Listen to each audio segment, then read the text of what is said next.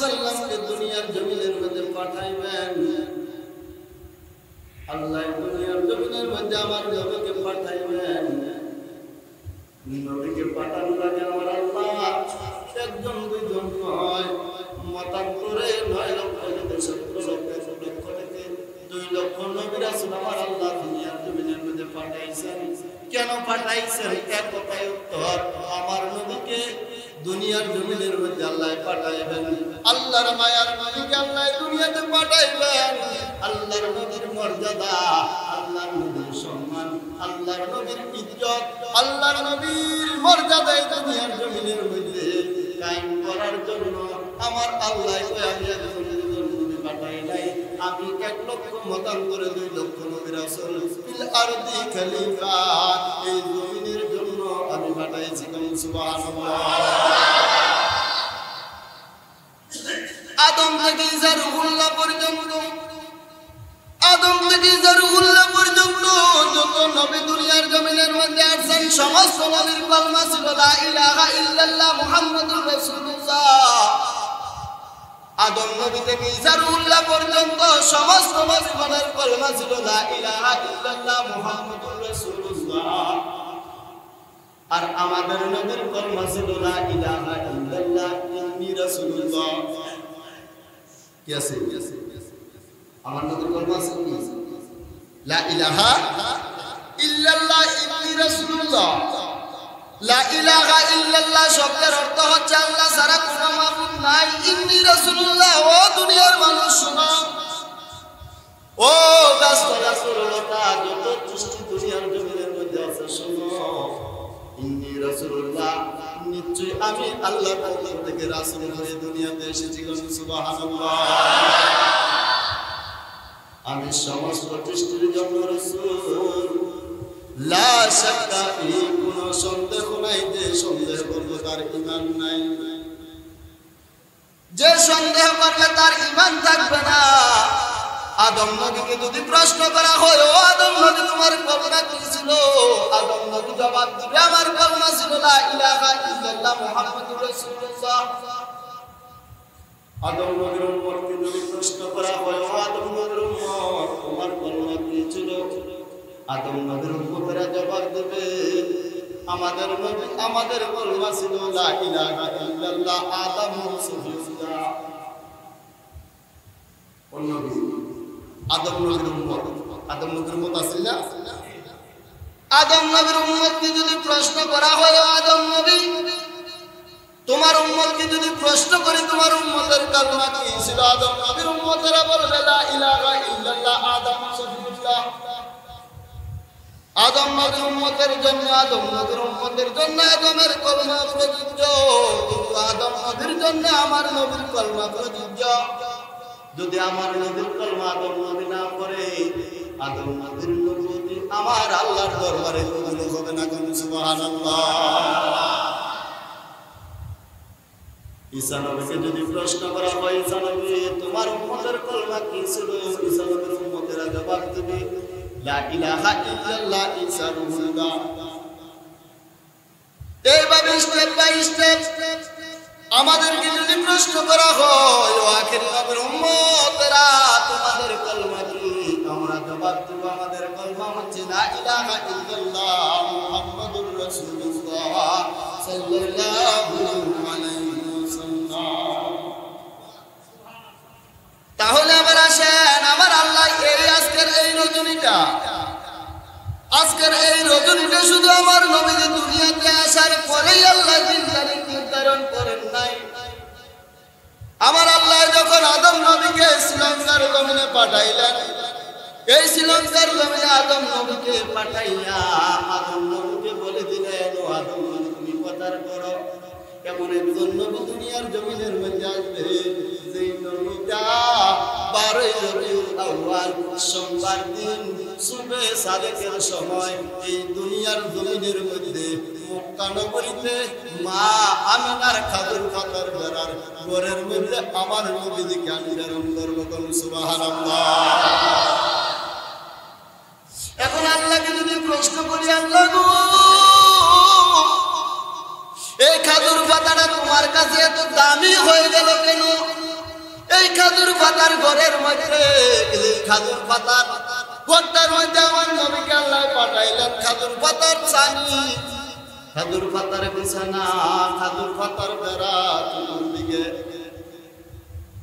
আমার নবী যেই ঘর মুবারকটার মধ্যে আসছেন সেই ঘর মুবারকটার উপরে বিছানা অর্থাৎ খাজুর পাতার বিছানা খাজুর পাতার ছানি বেড়াও কি খাজুর পাতার নবীজি যেই বিছানা মুবারকটার মধ্যে আসছেন সেই বিছানা মুবারকটা ছিল খাজুর পাতার তাহলে আল্লাহর কাছে এই খাজুর গাছের পাতাটা এত দামি কেন আর কি ছিল না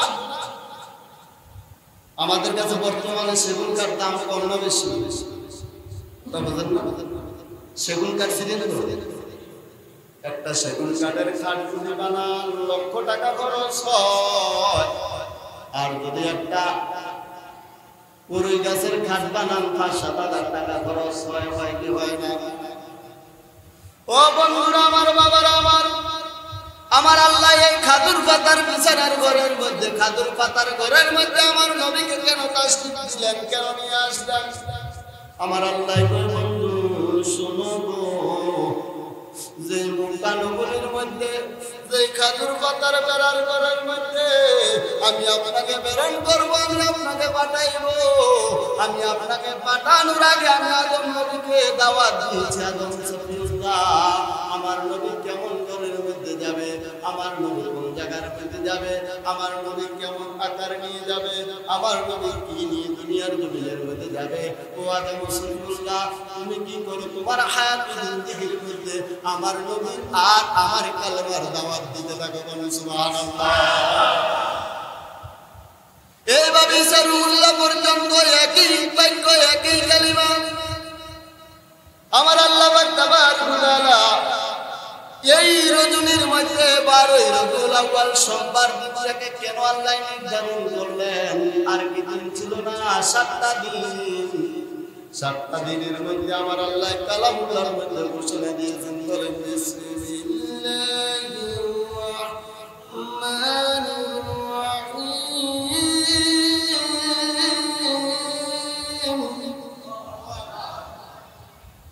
ইয়া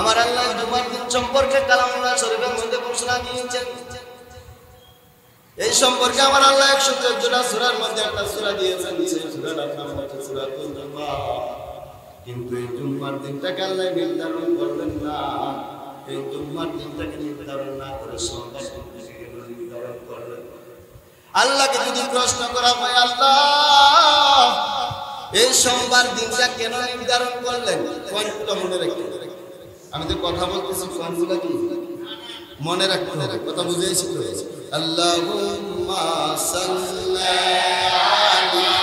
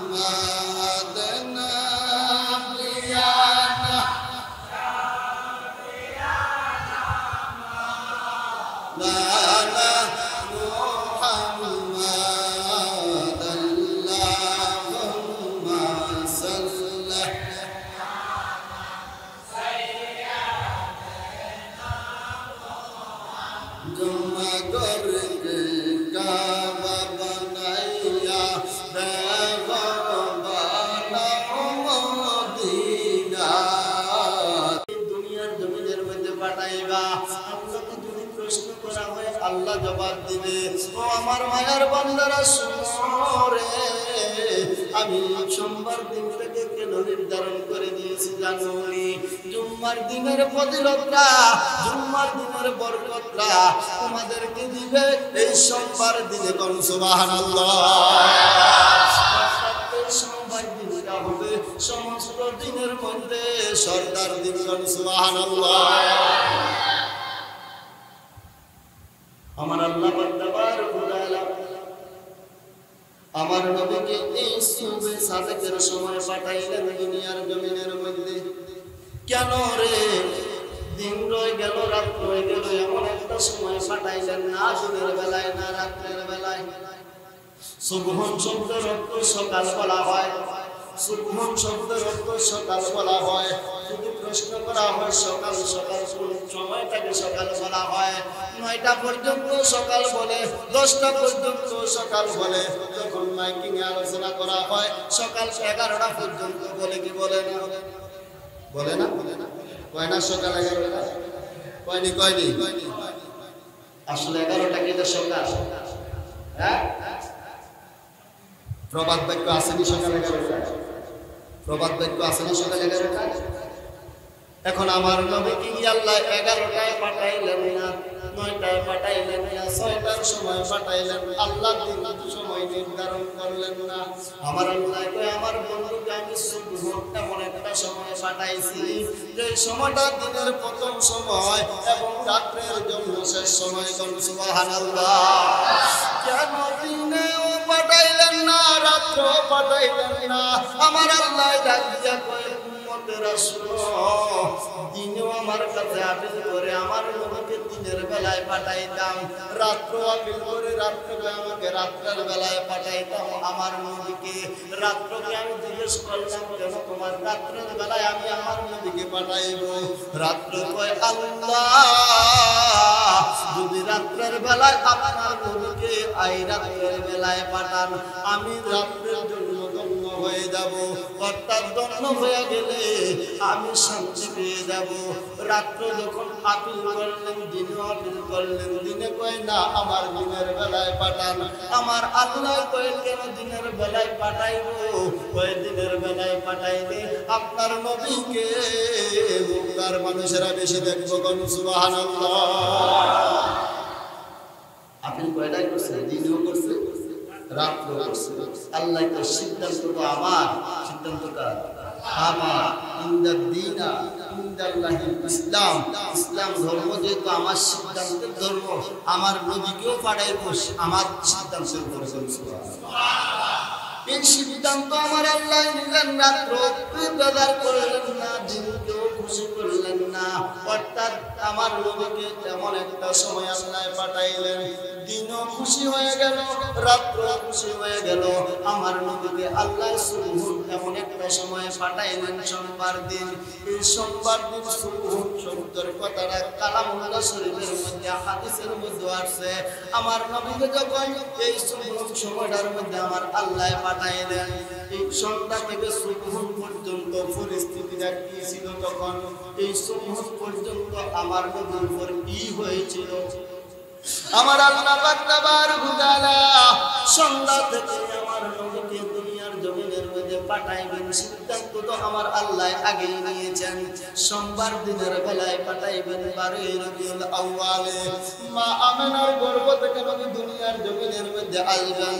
বন্ধুগণ, এমন একটা সময় যখন চলে আসবে যে সময়টা নবী দুনিয়ার জমিনের মধ্যে আসবেন, তার আগে সন্ধ্যা থেকে কি ঘটনা হয়েছিল সংক্ষিপ্ত ভাবে আমি একটু বলি। আমার আল্লাহ জান্নাত থেকে 60 জন রমণী পাঠাইবেন। কয়জন? 60 জন রমণী আমার আল্লাহ পাঠাইলেন দুনিয়া থেকে নয়, জান্নাত থেকে। পারেনি আমরা? পারে? বিশ্বাস হয়নি? হয়। কয়জন পাঠাইছে?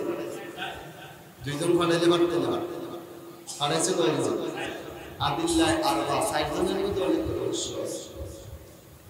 60 জন রমণী আমার আল্লাহ পাঠাইলেন।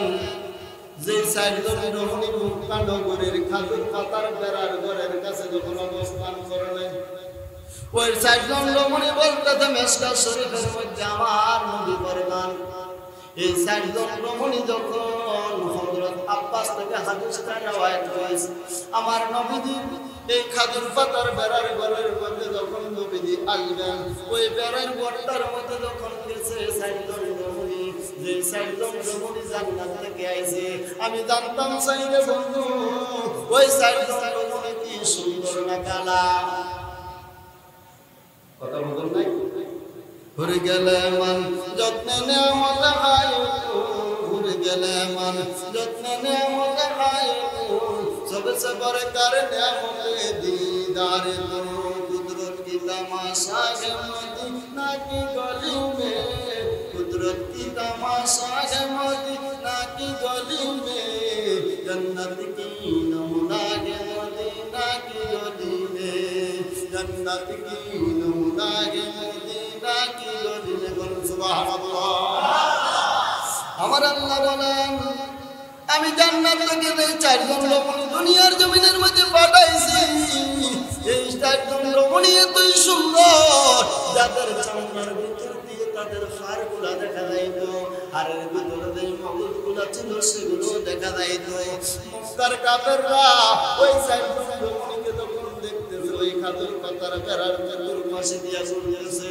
ওই মক্কা নগরীর মানুষরা বলতেছে এই মহিলাগুলা কারা যাদেরকে বিগত দিন এই মক্কা নগরীর মধ্যে আর কোনদিন দেখি নাই কোন সুবহানাল্লাহ তোমরা খবর নাও ওই আব্দুল্লাহর ঘর খাজুর পাতার বেড়ার কাছে এই চারজন রমণী কোথায় থেকে আসছে তাদের বাড়ি কোথায় আমার আল্লাহ তাদেরকে পাঠাইলেন তারা যখন পাঠাইলেন ওই মানুষগুলো যখন কাকাররা যখন মক্কাবাসী যখন পাঠাইছে ওই মহিলাগুলার খবর নেওয়ার জন্য আয়েশা দেখতেছে ওই মহিলাগুলা খাজুর পাতার ঘরের মধ্যে ঢুকে গেছে খাজুর পাতার ঘরে কি তাদের সাথে আর কথা বলার সুযোগ তাদের কি হয় নাই তারা আসার আগে ঘরে ঢুকে গেছে এখন তারা খাজুর পাতার বেড়ার ঘরের পাশে আসতেছে কিন্তু এটার কাছে যাওয়ার মতো সাহস তাদের নাই তারা যাইতে চায় কিন্তু তাদের চোখের মধ্যে এমন একটা আলো লাগতেছে যে আলোর কারণে তারা এই ঘরটার কাছে ঢুকতে একজন আরেকজনকে জিজ্ঞেস করতেছে ব্যাপার কি এটা তো দেখলাম খাজুর পাতার একটা বেড়ার ঘর কিন্তু এখানে তো যাইতে পারতেছি না চোখের মধ্যে আলো লাগে ব্যাপারটা ওই তা তো জানি না এতদিন তো আইলাম গেলাম এরকম লাগবে না আজকে দিন বিষয়টা কি ব্যতিক্রম আছে কিনা তখন ব্যতিক্রম হয়েছে কিনা এই ব্যতিক্রম হওয়াটা একজন আরেকজনকে জিজ্ঞেস করে কিন্তু ওই চারজন রমণীর খবর আর তারা নিতে পারে নাই তারা চলে গেল যাইয়া তাদের সরদারকে ওই মক্কাবাসীদেরকে বললো শোনো সরদারেরা আমরা ওই চারজন রমণীর খবর নিতে পারে নাই কই কেন পারো নাই কই পারি নাই খাজুর পাতার বেড়ার ঘরের মধ্যে আমরা যাইতে পারি নাই ঘরের মধ্যে যাওয়া তো দূরের কথা ওই খাজুর পাতার বেড়ার ঘরটার কাছে যাইতে গেলে আমাদের চোখের মধ্যে আলো এমন ভাবে মারে ওই সামনের দিকে আর আমরা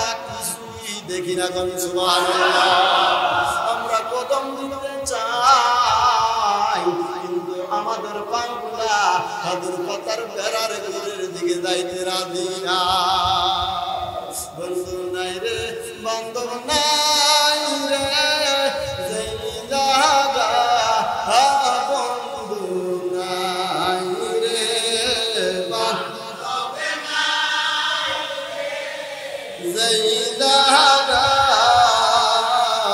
ওই জায়গার বন্ধু নবী মুস্তাফা আল্লাহুম্মা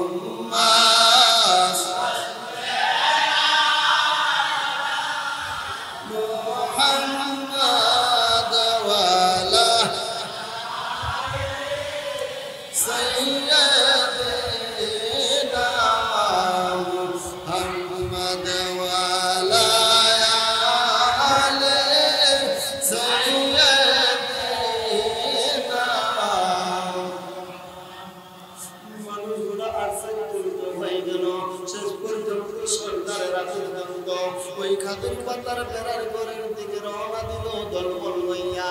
কিন্তু জায়গা দেখতেছে ওই খাতুন পাতার বেড়ার ঘরের দিকে আওয়াজ আসতেছে, ইয়া রাসূলুল্লাহ ইয়া হাবিবাল্লাহ ইয়া রাসূলুল্লাহ ইয়া হাবিবাল্লাহ ইয়া রাসূলুল্লাহ ইয়া হাবিবাল্লাহ। খুব গভীর মনোযোগ। আমার নবী এখনো দুনিয়াতে আসেন নাই, তাদের সাক্ষী দিতেছে। এই আওয়াজ তো এই খাতুন পাতার বেড়ার ঘরের মধ্যে আর কোনোদিন শুনি নাই।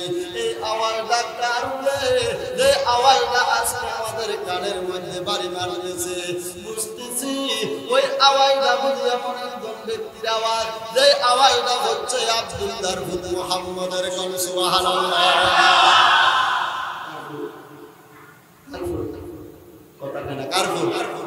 আব্দুল্লাহর পুত্র মুহাম্মদ।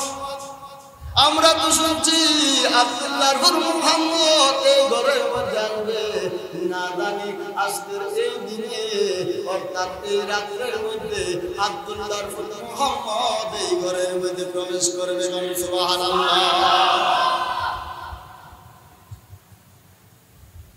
আল্লাহর নবী দুনিয়াতে এখনো আসেন নাই, আওয়াজ আসতেছে, ইয়া রাসূলুল্লাহ ইয়া হাবিবাল্লাহ। ওই চারজন রমণী, যে চারজন রমণী ঘরের মধ্যে প্রবেশ করলেন, ওই চারজন রমণী ওই ঘরের মধ্যে প্রবেশ করে পড়তেছেন, হাসবি রাব্বি জাল্লাল্লাহ মা ফি কলবি গায়রুল্লাহ ওয়ানুর মুহাম্মদ সাল্লাল্লাহু লা ইলাহা ইল্লাল্লাহ হাসবি রাব্বি জাল্লাল্লাহ মা ফি কলবি গায়রুল্লাহ ওয়ানুর মুহাম্মদ সাল্লাল্লাহু লা ইলাহা ইল্লাল্লাহ। যে চারজন রমণী এই ঘরের মধ্যে প্রবেশ করতেছে, তারা পড়তেছে এই কালিমাটা, হাসবি রাব্বি জাল্লাল্লাহ মা ফি কলবি গায়রুল্লাহ নূর মুহাম্মদ সাল্লাল্লাহু লা ইলাহা ইল্লাল্লাহ। এখন আমি জানতাম চাই, যারা মিলাদুন নবীর বিরোধিতা করে তারার জীবনের মধ্যে কালামগুলো আছে কি নাই? আছে না? এখন আছে না? যদি বেদাত হয় এই কালামগুলা ছেড়ে দাও। ওই কালামগুলার জন্ম হয়েছে মা আমেনার ঘরের ওই খাজুর পাতার বেড়ার মধ্যে। এই চারজন জান্নাতি রমণী আয়েশা এই তাসবিহগুলা মা আমেনার ঘরের মধ্যে আদায় করেছে। সুবহানাল্লাহ। বন্ধু, মিশকাত 13 মেরকাতের মধ্যে আছে এই রাত্রের মধ্যে 40,000 প্রকারের দুরূদ এই খাজুর পাতার বেড়ার ঘরের চতুর্পাশে দিয়ে আদায় করা হয়েছে। সুবহানাল্লাহ। মাগরিবের নামাজ থেকে সুবহ সাদেক পর্যন্ত যেই সময়টা কেটে গেছে, ওই সময়টার মধ্যে আমার নবীর উপরে 40,000 আইটেমের দুরূদ শরীফ পাঠ করা হয়েছে। সুবহানাল্লাহ। 40,000 প্রকারের দুরূদ যদি এই রাতের মধ্যে মা আমাদের ঘরের চতুর্পাশে দিয়া পড়া হয়, এখন আমি জানতাম চাই এই 3 বাজে ঘোরার ঘরের মধ্যে আমরা মুসলমান নবীর সৈনিক, আমরা নবীর উম্মত, আমরা কয় প্রকারের দুরূদ এই পর্যন্ত পারি, কয় প্রকারের দুরূদ আমরা শিখলাম। কিন্তু কিতাব খুলে রিসার্চ করলে দেখা যায় আমার নবীজি যে একটা রাতের মধ্যে দুনিয়ার জমিনের মধ্যে আসবেন, সন্ধ্যা থেকে সুকুন পর্যন্ত যদি 40,000 প্রকারের দুরূদ আমার নবীর উপর ফেরেশতারা পড়ে, জান্নাতি মহিলারা পড়ে, যদি ওই সময় যদি 40,000 দুরূদ যদি আমার নবীর উপর পড়া হয়, তাহলে আমরা আজকে 1 প্রকার 3 প্রকার 5 প্রকারের দুরূদ পড়ার পরে বেদাত ফুটুয়া শুরু হয়ে গেছে।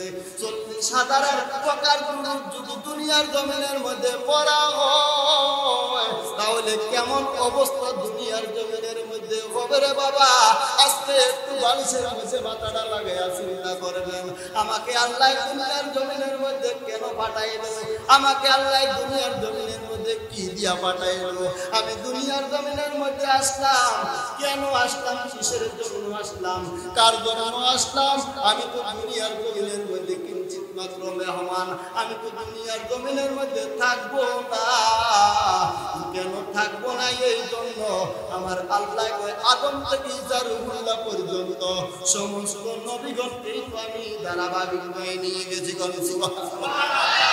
আমি এমন একজন নবীকে শেষ পর্যন্ত পাঠাইলাম, যে নবীকে আমি দুনিয়ার জমিনের মধ্যে চিরদিন রাখলাম না শরীয়তে, আমি আমার নবীকে হুকুম দিলাম, আমি আপনাকে 90 বছর হায়াতে জিন্দেগি দিয়েছি। সূরা বনী ইসরাঈলের মধ্যে আমার আল্লাহ বলে দিয়েছেন আমার নবীর বয়স 90 বছর। কত বছর? কথা কই না, কত বছর? 90 বছর দুনিয়ার জিন্দেগি আমার আল্লাহ নবীকে দিয়েছে। অনেক ওলামায়ে কেরাম কয় আমার নবীকে আল্লাহ 63 বছর জিন্দেগি দিয়েছে। কত বছর পর? মূলত 63 বছর না, 90 বছর। কত বছর? 90 বছরের টাকা আর 90 বছর কি বলে, তো 63 বছর। এটার আরেকটা ইতিহাস হচ্ছে 63 বছর আমার আল্লাহ 27 বছর আমাকে করতে চাইয়া দিয়েছে। সুবহানাল্লাহ। কত বছর? 63 আর 27 কত হইছে নি? 63 আর 27 কত? সূরা বনী ইসরাঈল সূরা পাইবেন, তাহলে তাফসীরের মধ্যে আসছে আমার আল্লাহ নবীকে হায়াতে জিন্দেগি দিয়েছে 90 বছর। কত বছর? এখন আমি আল্লাহ আপনাকে দিয়ে জান্নাত উদ্বোধন করব। সুবহানাল্লাহ। কি উদ্বোধন করব? আমি জান্নাত উদ্বোধন করব আপনি নবী দিয়া, আপনি নবী থাকবেন ওই জান্নাতের প্রধান অতিথি। সুবহানাল্লাহ। আল্লাহুম্মা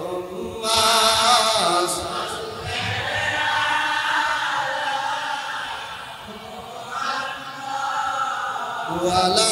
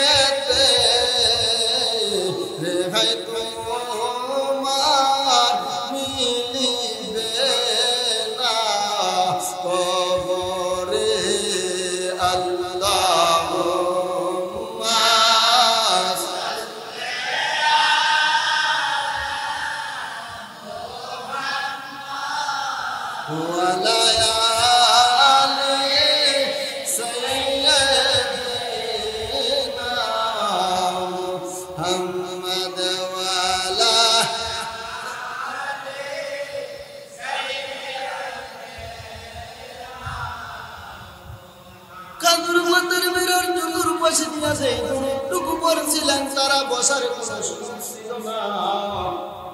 তারা কাঁদর পাতার বেড়ার পাশে দিয়া দাঁড়াইয়া বসার সুযোগ নাই। আমার আল্লাহ যারা বলছে তারা বিদায় হয়, আবার আছে তারা বলে তারা বিদায় হয়।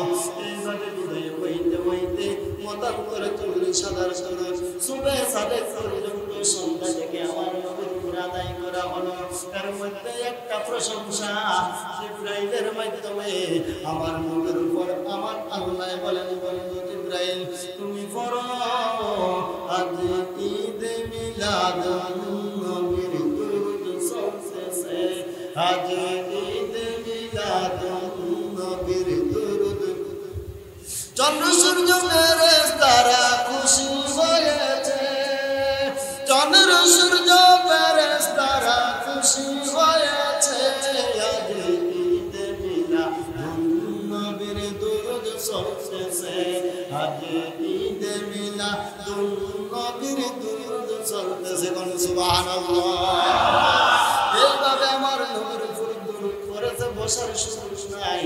আমি আয়াত নিয়েছিলাম, ওই আয়াতের মধ্যে আমার আল্লাহ কি বলেন? বলেন বিসমিল্লাহির রাহমানির রাহিম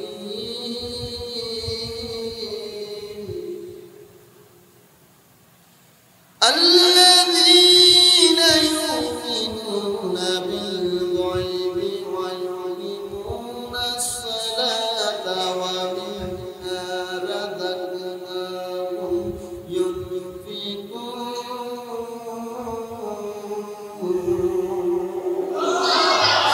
আমার আল্লাহ তাবারক ওয়া তাআলা ফরমান, যারা উদ্দেশ্যের পরিমাণ আনবে। উদ্দেশ্য কি?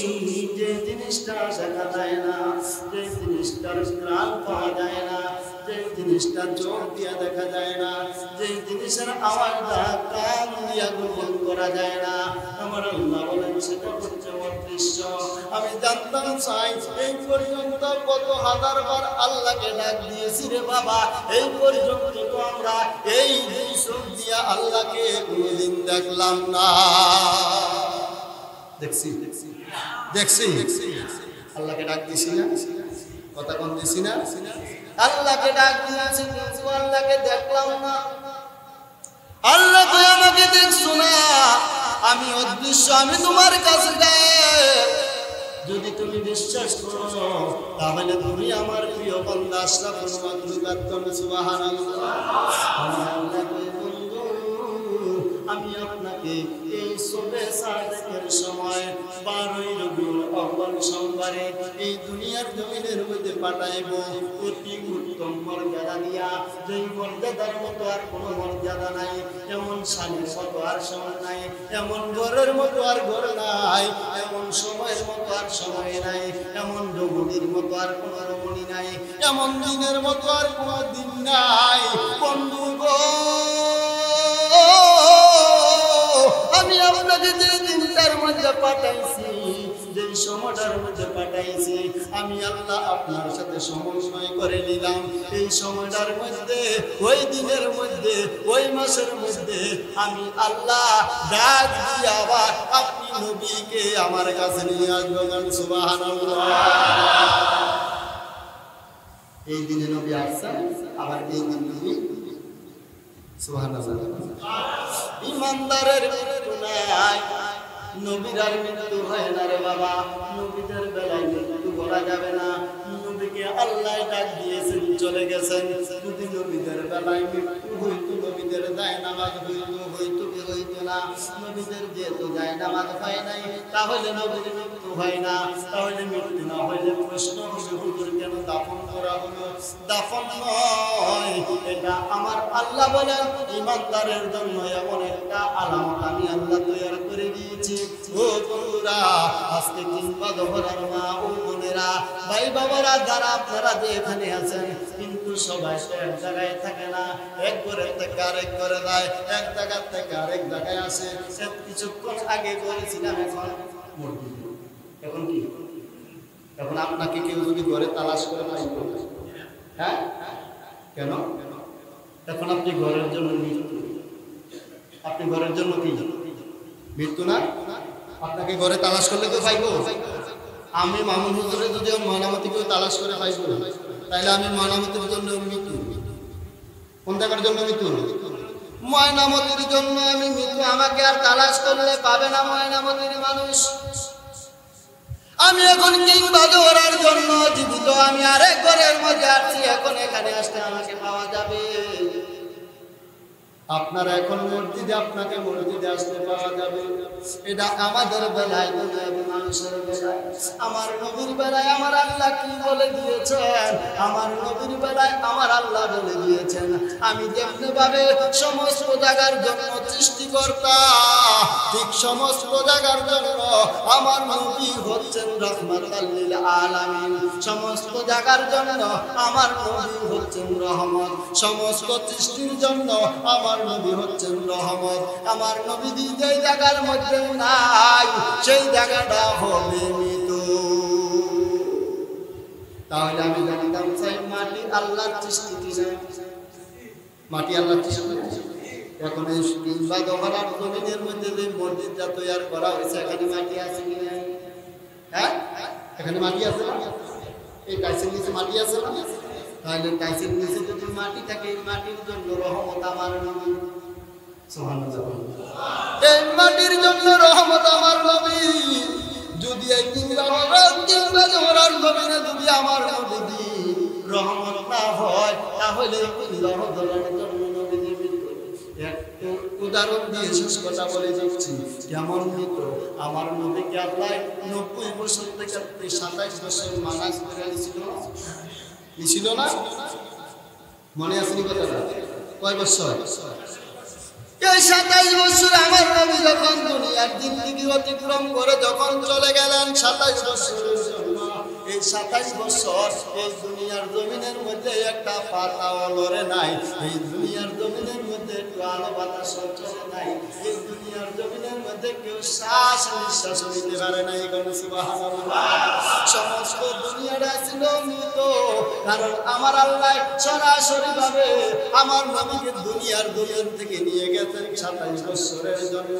এই 27 বছর আগে মানুষ যে হালাতে ছিল, সৃষ্টি যে হালাতে ছিল, 27 বছর পরেও মানুষ সেই হালাতে আছে। সুবহানাল্লাহ।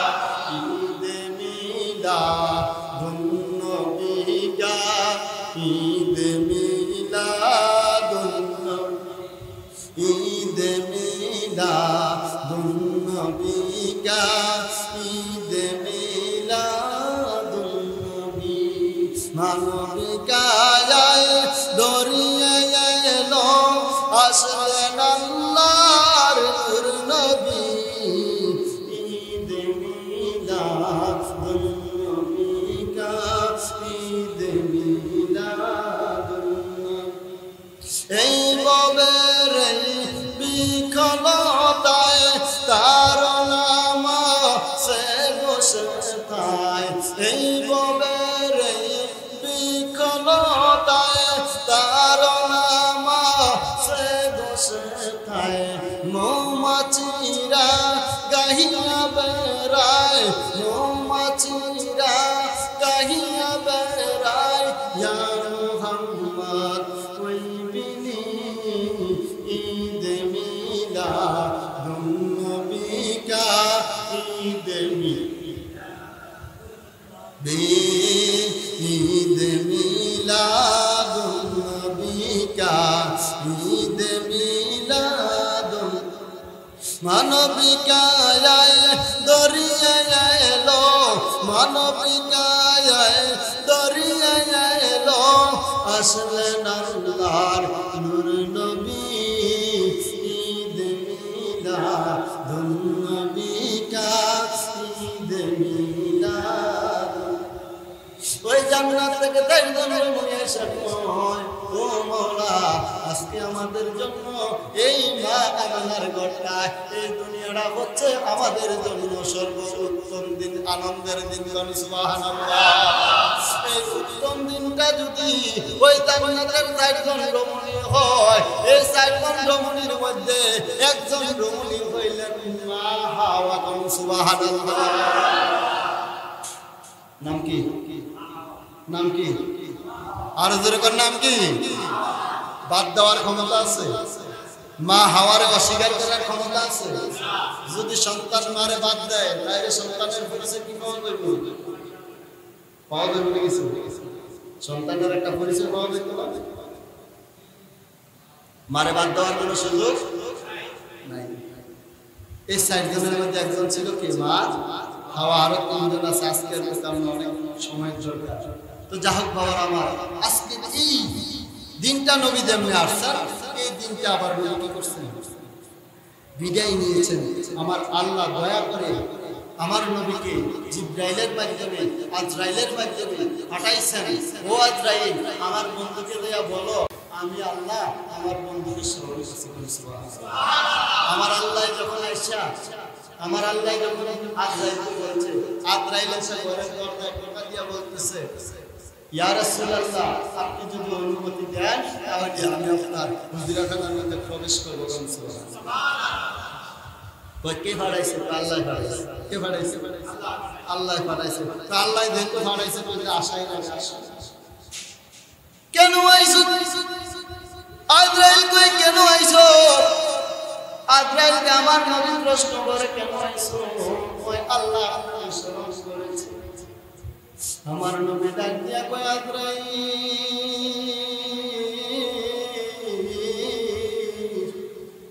আরে দেরি করো না,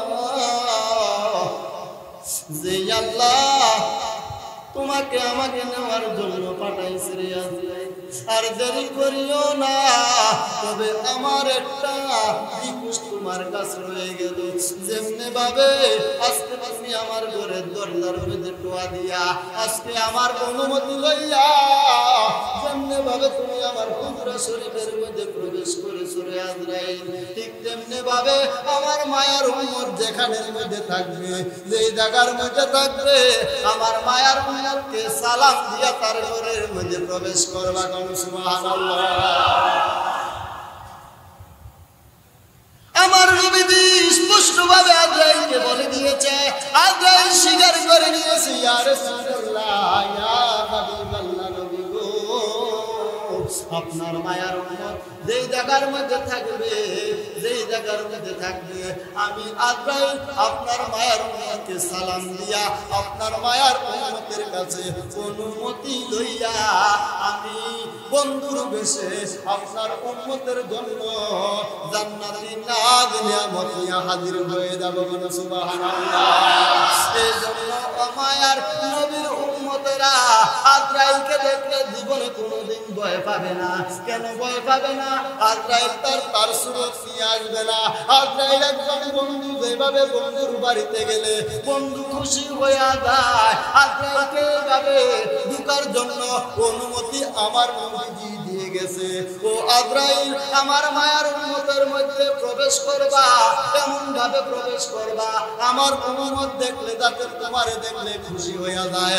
আমার উম্মত খুশির অবস্থায় আনন্দে আনন্দে কলমা পড়তে পড়তে আমি নবীর নাম ধরতে ধরতে আমার মাওলার আদালতে হাজির হয়ে যাবে। কোন সুবহানাল্লাহ। তাহলে আজকের এই দিনটা নবীজি আসা যেমন উপকার, নবীজি বিদায় নেওয়াটাও উম্মতের জন্য উপকার। কেমন উপকার? এই উপকারের মতো আর কোনো উপকার নাই, এই শান্তির মতো আর কোনো শান্তি নাই। আমার আল্লাহ পাক তাবারক ওয়া তাআলা বলে দিয়েছেন, আমি যেমন অদৃশ্য হয়ে গেছি, আমি আমার মায়ার বান্দাদের কাছে আমার নবীকেও আমি অদৃশ্য বানায়া রাখবো। বলেন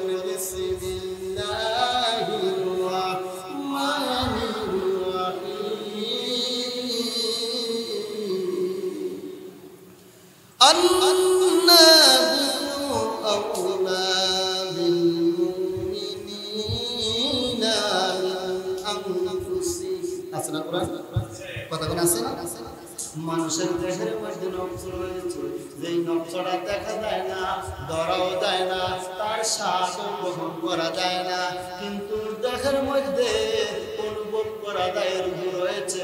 আমার আল্লাহ বলেন, যেমনি ভাবে দেহের মধ্যে অনুভব করা যায়, ঠিক তেমনি ভাবে আমার নবী তোমার দেহের মধ্যে রয়েছে। শুধু দেহের মধ্যে নয়, তোমার যেই রূহটা রয়েছে, এই রূহের চাইতে আরো নিকটে আমি আল্লাহ আমার বন্ধুকে তোমার রূহের চাইতে আরো নিকটে রেখে দিয়েছি। কোন সুবহানাল্লাহ।